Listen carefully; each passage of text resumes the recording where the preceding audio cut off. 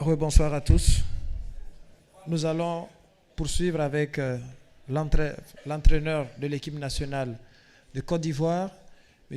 Emers Faé, après cette rencontre qui a opposé la Côte d'Ivoire à l'équipe nationale du Nigeria pour cette finale de la 34e édition de la Coupe d'Afrique des Nations Total Énergie Côte d'Ivoire 2023.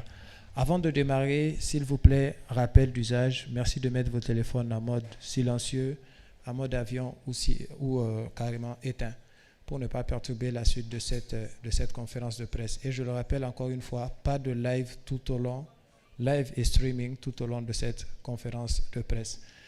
La première question, coach. Bien heureux, quelle lecture faites-vous de la compétition? De la compétition en général? La compétition en général, elle était extraordinaire. Hein. C'était une compétition où il y a eu beaucoup de suspense, beaucoup de retournements de situation, beaucoup de buts, beaucoup de spectacles. Je pense que la Côte d'Ivoire peut être fière de sa CAN parce qu'elle a été belle, elle a été riche. Elle nous a réservé beaucoup de surprises, beaucoup de rebondissements. Donc vraiment, je suis content pour le pays d'avoir su organiser une CAN comme ça. Prends la première. Ça marche. Mustapha Kessous, Le Monde.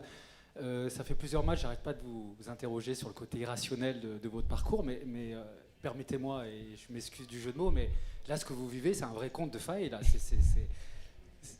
C'est plus qu'un conte de fées. C'est plus qu'un conte de fées, franchement. J'ai du mal à réaliser encore qu'on l'a fait.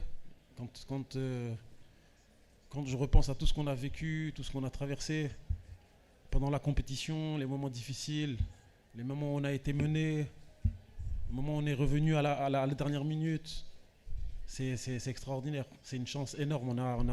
On est des miraculés. On a été chercher la coupe parce qu'on n'a rien lâché, parce qu'on s'est battu jusqu'au bout et on a montré qu'on était des hommes et qu'on savait rebondir malgré les coups durs.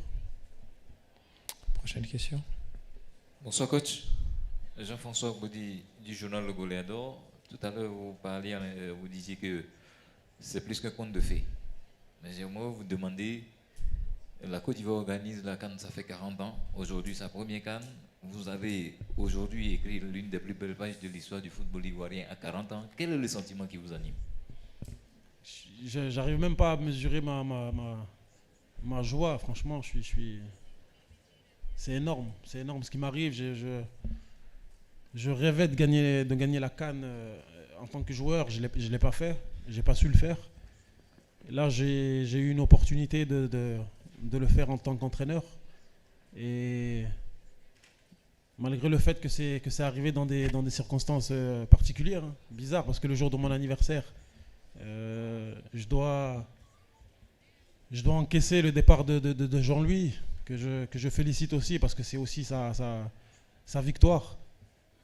Et prendre l'équipe alors qu'on n'est pas sûr d'être qualifié encore. Donc ça a été un anniversaire particulier, mais voilà, par la grâce de Dieu, on a eu une deuxième chance. On l'a saisi à fond, on a joué notre coup à fond et on n'a rien lâché pour aller chercher la coupe. The lady. Alors, Christelle Kouassi, à Puy-Ivoire. J'aimerais savoir, coach, champion d'Afrique. Je suis juste là en face. Ah. Félicitations, coach. J'aimerais juste savoir, on est mené, je dis on parce que je me fonds à l'équipe nationale, bien qu'étant journaliste, mené 1-0 à la mi-temps, la première période. Qu'est-ce que vous dites au vestiaire, aux éléphants? Parce que revenu juste 10 minutes après l'égalisation et s'ensuit quelques instants avant le coup de sifflet final, là, le but qui justement envoie la 3e étoile de la Côte d'Ivoire. Quels sont les mots que vous avez donnés dans les vestiaires à vos poulains? À la mi-temps, on a demandé aux joueurs de continuer sur ce qu'ils faisaient parce que j'ai trouvé qu'on était bien. On est bien rentré dans le match, on avait la maîtrise sur le ballon, on s'est créé des opportunités. On a encaissé un but un peu contre le cours du jeu hein, sur ce corner repris en 2 temps par Trostekon. Mais à la mi-temps, on leur a demandé de continuer à jouer, de continuer à les faire courir. C'était le 7e match aujourd'hui, il faisait chaud. Je les ai sentis un peu émoussés aussi, les Nigérians, sur son table de match. Je crois qu'ils avaient du mal à enchaîner. Ils avaient moins de cannes que sur le match, le match de poule qu'on a joué contre eux. Donc on a demandé à nos joueurs de continuer à insister, de continuer à faire courir le ballon, de les épuiser au maximum, parce qu'on savait que si on les épuisait, tôt ou tard, ils allaient laisser des espaces qu'on allait pouvoir utiliser. La prochaine ici. Bonjour, Emmanuel Baranguet pour l'agence France Presse. Vous avez fait une entrée fracassante dans la carrière d'entraîneur. Vous êtes champion en 4 matchs. L'entraîneur PCRO a souligné que votre équipe avait mieux géré la pression que la sienne. Et je voulais vous demander comment vous aviez réussi ce truc-là. Parce que j'avais cru vous sentir un petit peu nerveux hier en conférence de presse. Ben, visiblement, je me suis trompé. Et comment vous avez transmis un peu de calme à vos joueurs pour qu'ils ne craquent pas sous la pression? Parce que je suis calme de nature, en fait.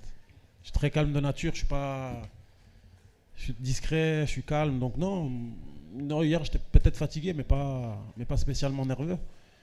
Et on a aussi, il faut souligner, on a aussi des joueurs d'expérience, des joueurs comme Max Gradel, comme Serge Aurier, qui ont gagné la CAN déjà en 2015, qui ont énormément d'expérience. Il y a Willy Bolly aussi, même si il était blessé ce soir malheureusement et qu'il était en tribune. Mais tous ces joueurs-là nous ont permis, nous le staff, d'apaiser et de gérer justement la pression d'une finale.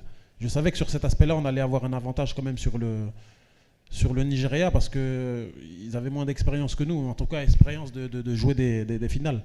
Et quand on sait que jouer des finales, c'est des matchs particuliers, je pense que sur cet aspect-là, on était supérieur.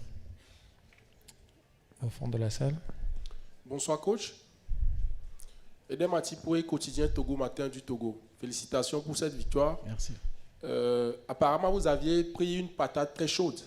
Ce n'est pas vous qui avez fait l'équipe et tout. J'aimerais savoir si vous étiez ce sélectionneur qui aurait concocté ce groupe.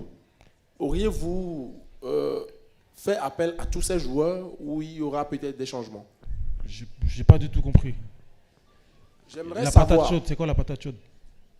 J'aimerais savoir, après avoir pris l'équipe et tout ce parcours, c'est une très bonne chose. Et si vous étiez le sélectionneur qui avait fait le choix du début de cette CAN, est-ce que vous auriez le même effectif ou il y a des joueurs que vous aviez en tête?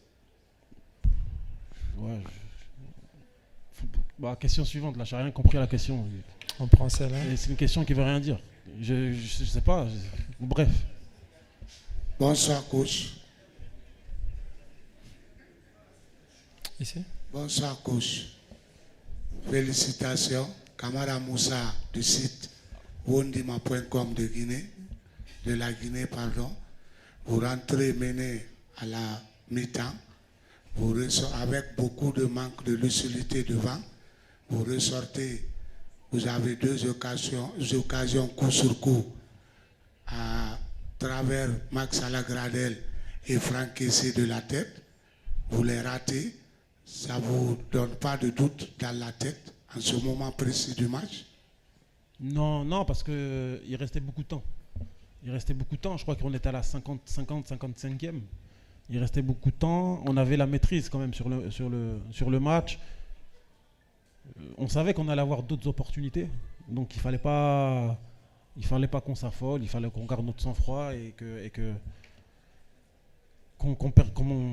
qu'on insiste, parce qu'on savait que tôt ou tard, avec les joueurs qu'on a, avec le pouvoir offensif qu'on a, on était quand même sûr qu'il nous restait quand même pas mal de temps pour revenir. Non. Même malgré ces deux occasions ratées, on est resté confiant et on savait qu'on allait avoir d'autres opportunités. Prends la dernière au fond de la salle. Là.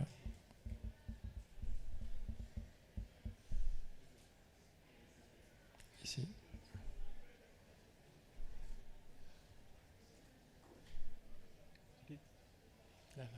Hello, Coach.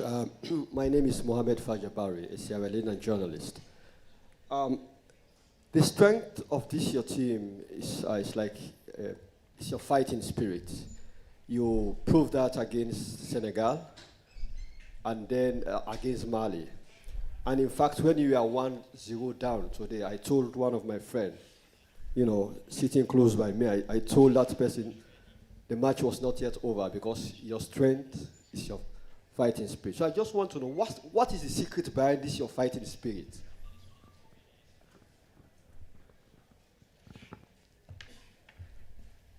on est soulagé parce que on a lutté.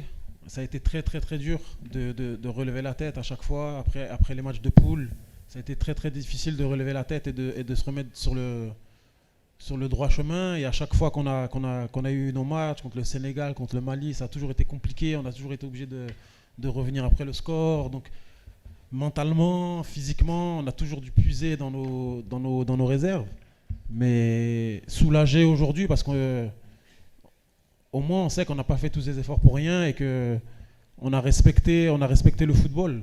Parce que sur la phase de poule, on était complètement à côté de notre plaque. Hein. On est passé proche de l'élimination, proche de l'humiliation.